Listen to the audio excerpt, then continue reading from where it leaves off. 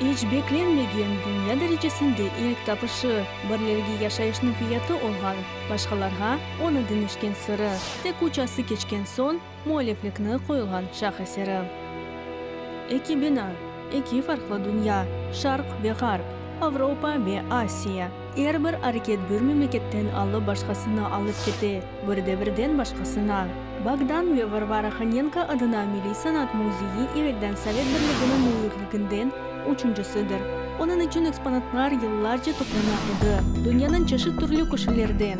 Barok devrinin İspanlı Juan de Zurbarán resimli natürmortu gibi. Keten, yağlı boyalar, çok katlı resamlık. Bu şah eserini yaratmak için gerekli olgan onluk saat değil.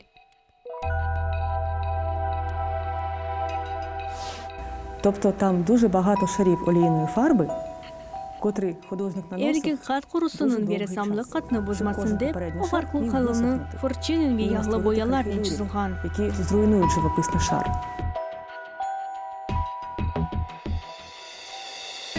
İki gügü, süt ve su için, iki filcan birisi aldırgan, tabak, şokolat mucunun, taşıma için kayaldan yasalgan kutu ve şokolat karıştırma için degirmen. Bu balaban olmagan bir bakışka adi natürmort. Özünde hem de balaban istidatını hem de terin manasını saklay. 17. asırın natürmortlarında iki timsali manası var. Bir bakışka cansız sert olgan natürmortu geçken büyük itimaşlarının birisidir. Суворий натюрморт, насправді натюрморт дуже великих розкошів. Resimnin resmi adı şokolat için degirmenin natürmortu. İspanlı ressamның en belli işlerinin birisi. O muhalif için de onu alganları için de mühim olgan. Ama Zurbarán öz en belli işlerinden birisini bağışlaganından ko'ra bu tatlılarda ne öyle acayip olaydı. Bu iş ressamның takdirine nasıl tesir etken ve da nasıl sırlarını saklay. Onda Zurbarán'ın natürmortlarının ustası dep sayıla. Beli İspanlı Francisco de Zurbarán ressamның oğlusunu 1620-senede Llerena şehrinde doğdu. Bedi sanatını öz babanın ustahanede okugan. Zurbarán bu yugının bazı resimlerge bile öz elini yaslandırdı. Ama çok resimlerini din mevzusuna bağışlagan, babasına bakmadan o antik natürmortlarını yapaydı. Зурбарán – син Франциска Зурбарана, дуже відомого іспанського митця доби бароко. Baroko devrinin beli İspanlı Francisco Zurbarán, ressamның Zurbarán oğlusunu pek meraklı şahis olgan idi. O şair ve oyuncu idi. İhtişamını seviydi. Ve bu natürmortunu belki de onun hayatının ve onun alakası olgan değerlerinin bağlangan idi. Şokolat için degirmen natürmortu dünyanın 1640 senesinde muhallifi 20 yaşında olganda kurdu. Resmin payda olubu ise onun gelecek takdiri gibi mucizeler ve sırlarla dolu.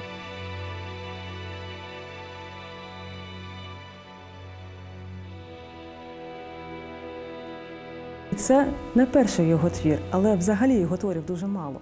Bu onun ilk eseri değil ve aslında onun eserleri çok değil ve bu muhteşem resim onun öyle yaş usta olganını көрсетіле. Özü Zurbarán bu işte muvaffakiyetli dep saya edi. O geniş tarzda onu imzalangan ve gününü kaydetken. Zurbarán'ın natürmortları tek ekspertlerini değildi, adi insanlarını da ayrı tek kaldıralar. Ama onların arasında ayrı tarihinin herkes maqtanıp olamay. Bu iş başkalardan elbette farklana. Onun özü içki tarihi var. Тут треба спершу згадати, чим був шоколад. Мында башта хатırlamak керек ки, eski Европа адамлары үшін шоколад несі олған еді. О пек-пек палы зевқа олған еді. Оды қараларға ве бұйылген адамларға ерішіле білген олайды. О Италь, Америкадан келген еді. Бұл ешіне Сурбараның романтик хикаясы бағынайды. Башқасы хикаяне бақмадан Авропада шоколадның пейдаулы бағында, екіншісі есе қанлы изіні қалдырған. 1519 сенеде испанлы сипахи Эрнан Кортес Мексиканың қадими пайтақны басып алған бе Мерамеды Сазапнен Индия елбасшыларының шоколад пішіріп рецептінің сырыны ашмаға мәжбүр етті. О вақытларда оны гізлей еділер. Для приготування напою шоколадну Ичімлікні пасту япмақ үшін Авропадан кетірген шоколад мажунове көтлені сүтнен, еді сумнен қарыштыра еділер. Бу чарпыджинен шышқын көпюк олсундеп чарпыла еділер. Қашық әлі одыны түрмоттадыр, оны фольджанларға қоя еділер. Бесон ичімлікні төке еділер, оны ем ашамаға, ем де ичмеге мүмкін олайды. Також є у натюрморті. Перекладали до філіжанок і потім доливали напій, і можна було його пити і їсти. Онда Сурбаран өз натюрмортта шоколад пішіріп рецептні шерфеленген. Ама ресімнің өзгінлігі тек бұнда дегіл. Онда да башқа кезлі манасы бар. Шоколад у католицькій Іспанії, Католиклер Испанияда елның ең бұйық қысымны ораза алғанда шоколадның қиметіні кесіле. Оны оразаны тұтқанда біле ашамаға мүмкін олайды. Елбеті сізде оны ақша олса. Шоколаден бағлы натюрмортлар келсенің ашқанесінде пейда олайдылер. Бұл ешті оларының бірісінің дұварларыны көзелештіре еді ғалиба. Оның муалифы дин мезусындан ұзақ олсады. Ве шоколад севген адамларынан да бір қатты бір еді. Бұл мақсулатны асылзадылер себейділер, ама башқа бір мулязалардан. Аристократия полюбляла шоколад за Асылзадылер шоколадны өзгайджи қасиетлері үшін себе еділер. Бүйік ресамның іші ве шоколадтек асылзадылер үшін мұйым олмағанлар, муалифның қадіріні тайын еткен. Через рік після написання цього натюрморту Бұл натюрмортның язып бір ел сонра Хуандай Сурбаран евленген. Бұл натюрмортны толдырған маллар бұл адамлы жошқынлығы ашның алевлігі. Белки де бұл вақаяларнен, оның атышлы жошқынлығынен, келечек капайны атышлы жошқынлығынен бұл натюрморт бағлы олған. Белки де бір ерде бұл шелерден баға бір шейні ешітті, еда көрді, бе олесіні язды. Можливо, він десь чув чи бачив щось пов'язане з цими речами і таке написав. Бірқач асырға испанлы ресамның ең яқшы іші қайы бола. 19 асырның соңында тапылған еді. Полі вақаларда осы раскеле, апансыздан, 19 асырның 80 сенелері. Киевге девамлы тәтілден сон, Богдан ве Вера Ханенканың айлесі қайта. Варшавада макемеде қызметті біткен, ве Богдан Иванович Киевге қайтмаға қарар бере. Мұнда енді 10 ел давамында япқан ішіні ете бере, санат әсерлеріні топлай.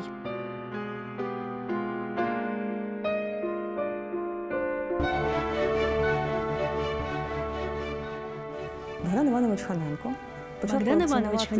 санат әсерлеріні 19 асырының 70-лерінде топламаға башланды. 74-түнжі сенеде Варвара Миколай қызы Терешенконен евленді ве ақайапай сейят етмеге башлады.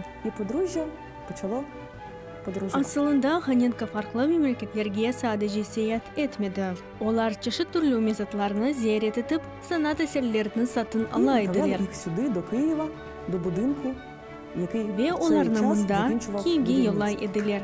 Вақытта құруғыны бетіре етқан ебіне. Бұл ресімлер обинанын іч дүнияның ве келечек дүния санатының қысымы олажақты. Варшавадан қайтқан сон чифті бірқач елді Киевде де Москвада яша ве қадими шелдеріні диққатны сейір етелер.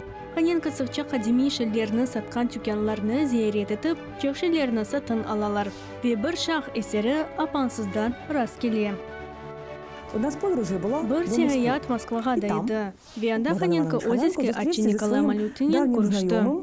Заводчиком коней Миколою Малютиним.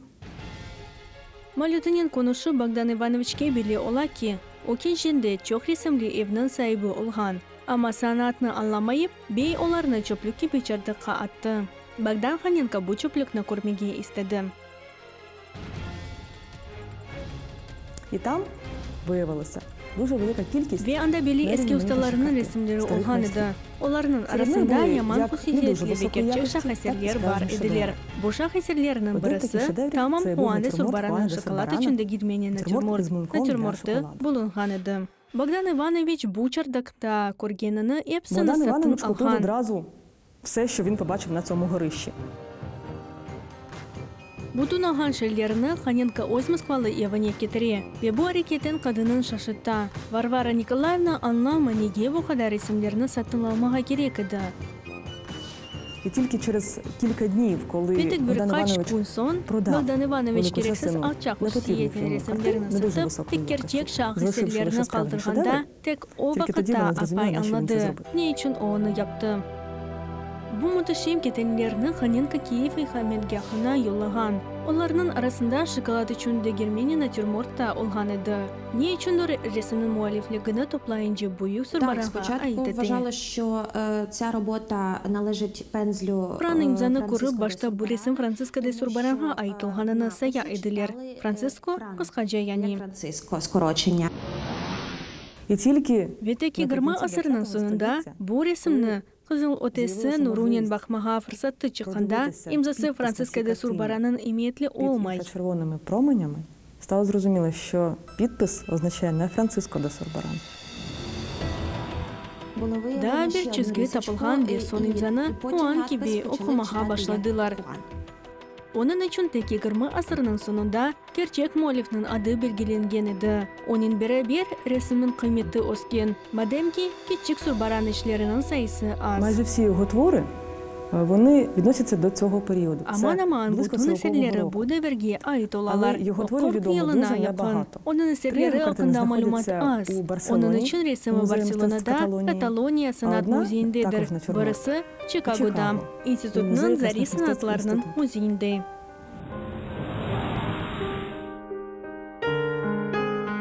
Сурбаранын bir işi son kere Sotheby'de 2003 senede satılaydı. Anda uzmanlar $1,800 kadar kıymetini kestiler.